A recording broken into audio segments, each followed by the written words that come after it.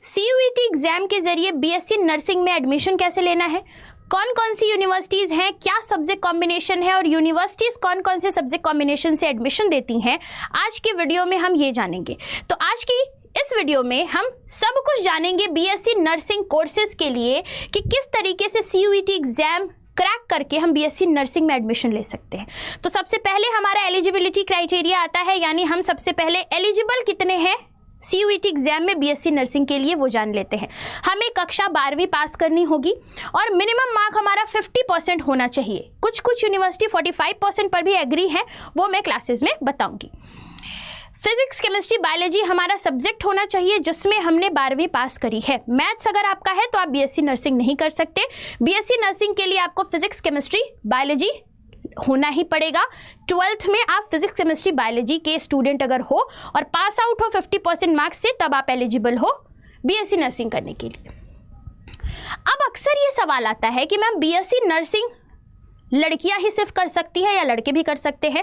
तो ये कोर्सेज दोनों के लिए एलिजिबल है, यानी लड़के और लड़कियां दोनों ही BSc नर्सिंग कर सकती हैं। इसमें कोई ऐसा नहीं है कि सिर्फ लड़कियां ही BSc नर्सिंग कर सकती हैं, तो इसे लड़के भी कर सकते हैं। अगेन BSc नर्सिंग हमारा 4 साल का यानी 8 सेमेस्टर वाला कोर्स होता है। आपको पता है 1 साल में 2 सेमेस्टर्स होते हैं, 4 साल का यानी 8 सेमेस्टर वाला कोर्स है।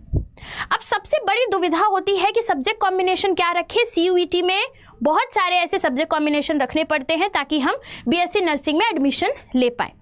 तो मैं अभी आपको बेस्ट सब्जेक्ट कॉम्बिनेशन बता रही हूं जिसके ज़रिए जो अगर हम ले करके एग्जाम देते हैं तो हम बहुत सारी यूनिवर्सिटी या कह लो कि सभी यूनिवर्सिटी में एलिजिबल हो जाएंगे कोर्सेज के लिए। सबसे पहले हमें लैंग्वेज में हिंदी चूज़ नहीं करना है, इंग्लिश चूज़ करना है, ये याद रखना। फिर हमें डोमेन में फिजिक्स केमिस्ट्री बायोलॉजी चूज करना है, मैथ्स चूज नहीं करना है। एंड हमें चूज करना है जनरल एप्टीट्यूड टेस्ट GAT, जिसमें reasoning, maths, GK and current affairs आते हैं, आपको पता ही है। अगर हम इस तरीके का सब्जेक्ट कॉम्बिनेशन रखते हैं तो हम सभी के सभी BSc नर्सिंग के कॉलेजेस में एडमिशन के लिए एलिजिबल हो जाएंगे। अब देखो, ये सब तो समझ में आ गया, लेकिन आखिर कौन कौन सी यूनिवर्सिटी हैं जो CUET के अंडर में क्या करती हैं, BSc नर्सिंग प्रोवाइड कराती हैं। सबसे पहले हम अपेक्स यूनिवर्सिटी की बात करेंगे। याद रखिएगा, यहाँ पर सब्जेक्ट कॉम्बिनेशन में अगर आप GAT लेकर के भी एग्जाम देते हो तब भी आप इस यूनिवर्सिटी में कोर्स के लिए एलिजिबल हो जाओगे। BSc नर्सिंग की बात कर रही हूँ। मिनिमम सब्जेक्ट मार्क 12th में यहाँ पर 45% मांगा गया है। डोमेन और इंग्लिश की ज़रूरत ही नहीं है इस यूनिवर्सिटी में एडमिशन लेने के लिए। IES यूनिवर्सिटी में subject combination domain and English है, यहाँ पर GAT की ज़रूरत नहीं है। नेक्स्ट हम यूनिवर्सिटी की बात करते हैं, अरुणाचल यूनिवर्सिटी ऑफ स्टडीज़, जिसमें आपको GAT के बेसिस पर एडमिशन मिल जाएगा। इसमें भी मिनिमम मार्क 45% ही है।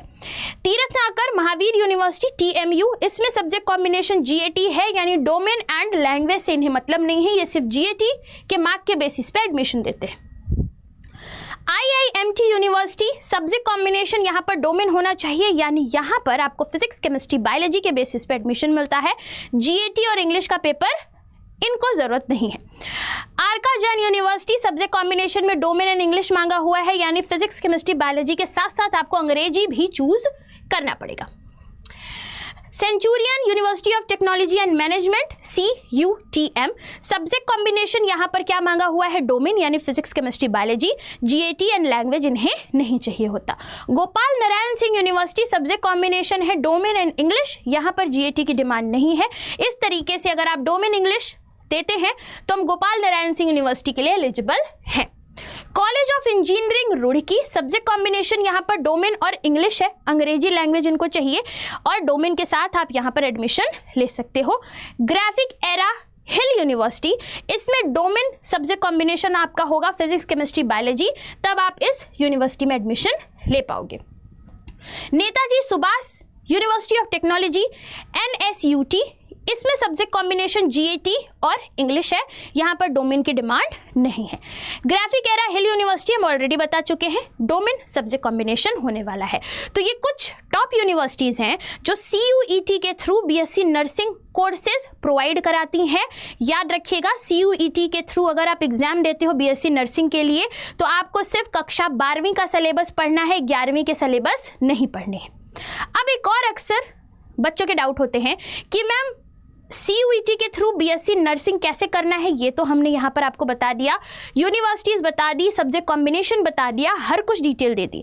लेकिन CUET के अलावा भी क्या कुछ कोर्सेज हैं या कुछ एग्जाम्स हैं जिनका जो एग्ज़ाम हम दे करके BSc नर्सिंग में एडमिशन ले सकते हैं?